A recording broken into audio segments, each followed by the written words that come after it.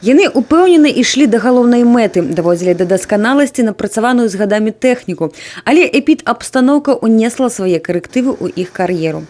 Галоўнае спаборніцтва ў жыцці кожнага спартсмена адкладзены на год, а значыць 11. Чэмпіёнаў з Брэсцкай вобласці, уладальнікі алімпійскай ліцэнзіі, вымушаны перагледзець планы. Несуцяшальную навіну весляр Олег Юрэня прыняў без запалу, і гэта не дзіўна. Напружаная мэта, накіраваная праца і, як вынік, высокія спартыўныя амбіцыі.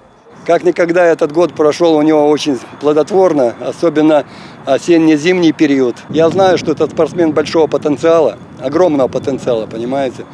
Еще не реализован, я думаю, что на 50% он не реализовал своих возможностей. Пра патэнцыял гэтага спартсмена ведаюць ва ўсім свеце. Другія еўрапейскія гульні 2019 прынеслі яму бронзу.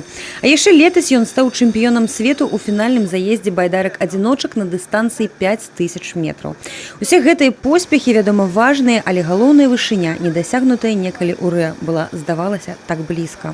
Уже 8 лет иду к этой Олимпиаде, потому что в 2016 году нас незаконно лишили этих Олимпийских игр, а уже 2020 год это уже, скажем, уже все силы надо было отдавать на, скажем, то, чтобы поставить какую-то точку. И ту недосказанность еще с 2012 года хочется все-таки выразить как-то, желательно медалью, конечно, на Олимпийских играх. Вядомая кідальніца дзіды Беларусі і Еўропы Тацяна Халадовіч таксама падзялілася думкай аб вымушаным пераносе летніх гульняў. Не сказать, что я в депрессии была, но я была дико подавлена.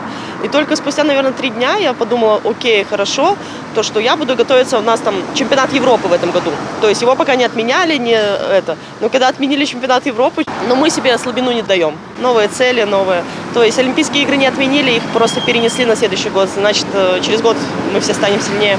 Адкладзеныя алімпійскія старты не прыпынілі іх напружаныя трэніроўкі. Заўсёды быць у аптымальнай фізічнай форме мэта нумер 1 для прафесіянала. Наперадзе сур'ёзныя беларускія спаборніцтвы, а значыць і новыя рэкорды.